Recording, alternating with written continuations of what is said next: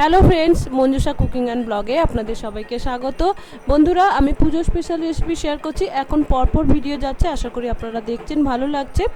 আজকে আমি শেয়ার করব দশমী স্পেশাল একটা নোনতা রেসিপি। বিজয়া মানে মিষ্টি মুখ, আর তার সঙ্গে একটা নোনতা কিন্তু আমরা অবশ্যই রাখি। তাই ভাবলাম যে নোনতা আজকে আপনাদের সঙ্গে শেয়ার করি, তারপরে আমি মিষ্টি রেসিপিও শেয়ার করব, আপনারা দেখতে থাকুন। তো চলুন শুরু করি।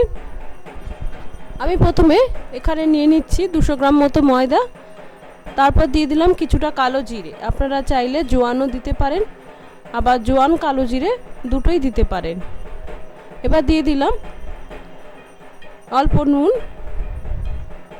আর একটু চিনির গুঁড়ো। নুন আর চিনির গুঁড়ো দিলে নিমকিটা বেশ সুন্দর খাস্তা হবে আর খেতে খুব দারুণ টেস্ট হবে, তাই দিয়ে দিলাম। এবার এগুলো একটু মিশিয়ে নিচ্ছি। এবার এখানে দিয়ে দিচ্ছি তেল। আমি এখানে ভালোভাবে গরম করে নিয়েছি তেলটা, দিয়ে ময়দার সঙ্গে ভালো করে মিশিয়ে এটা আমি মিনিট 5 ভালো করে মিশিয়ে নেব। নিমকিতে কিন্তু ময়মটা একটু বেশি লাগে লুচি পরোটার থেকে। দেখুন আমি ভালো করে ময়মটা মিশিয়ে নিয়েছি। এরকম ঝুড়ো ঝুড়ো হবে, আর হাতে মুঠো করলে যদি এরকম দেখেন একটা দলা মতো পাকিয়ে যাচ্ছে, তাহলে বুঝবেন যে একদম পারফেক্টভাবে এটা ময়মটা মেশানো হয়েছে। খাস্তা হবে না, নরম হয়ে যাবে। এবার আমি অল্প অল্প জল দিয়ে একটা শক্ত ডো তৈরি।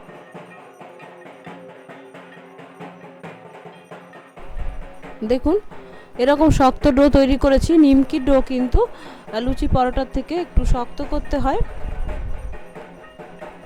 এবার এটা আমি আরও ভালো করে 5 মিনিট ঠেসে নেব। দেখুন 5 মিনিট আমি ঠেসে নিয়েছি। আরও যতটা শক্ত ছিল তার থেকে কিন্তু একটু নরম হয়েছে ময়দাটা। এবার এটা আমি রেখে দেব 10-15 মিনিট মতো। সুন্দরভাবে ময়দাটা সেট হয়ে গেছে। এবার এর থেকে আমি বড় বড় সাইজে 3টে লেচি কেটে নেব। প্রথমে একটা লেচি আমি বেলে নেব, বাকি দুটো লেচি আমি আবার রেখে দেব ঢাকা দিয়ে। খুব সামান্য ময়দা দিয়ে আমি বেলে নেব এরকম বড় করে। দেখুন বড় করে বেলে নিয়েছি, পাতলা করে, যতটা সম্ভব পাতলা করবেন। এবার উপরে দিয়ে দিচ্ছি একটু ঘি। ঘিটা আমি এভাবে পুরোটা মাখিয়ে নেব। আপনারা চাইলে তেল দিতে পারেন, তবে ঘি দিলে খুব সুন্দর ভালো খেতে হবে। যখন ভাজবেন সুন্দর গন্ধ বেরোবে এবং খেতেও ভালো লাগবে। মাখানো হয়ে গেছে। এবার আমি উপর দিয়ে ছড়িয়ে দিচ্ছি একটু ময়দা। ময়দা দেওয়ার কারণ হলো নিমকিগুলো যখন ভাজ হবে না, তখন যাতে একটার সঙ্গে একটা লেগে না যায়, সুন্দরভাবে পাপড়ির মতো ফুলে ওঠে, সেরকম ছড়িয়ে যায়, সেরকমের জন্য কিন্তু এটা দেওয়া। এবার এরকমভাবে আমি শক্ত করে গোল করে নিলাম।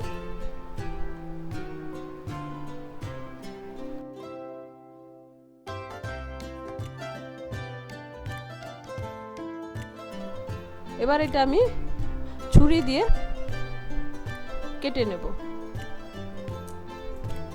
এইভাবে মিডিয়াম করে। এবার এক একটা লেচি নিয়ে আমি যতটা সম্ভব পাতলা হয় সেরকম পাতলা করে বেলে নেব। যত পাতলা হবে ততই কিন্তু ভালো হবে খেতে, নালে মোটা হলে নিমকির যে পাপড়িগুলো বেশি মোটা হয়ে যাবে। দেখুন পাতলা করে বেলে নিয়েছি। এবার আবার উপর দিয়ে দিয়ে দিচ্ছি একটু ঘি।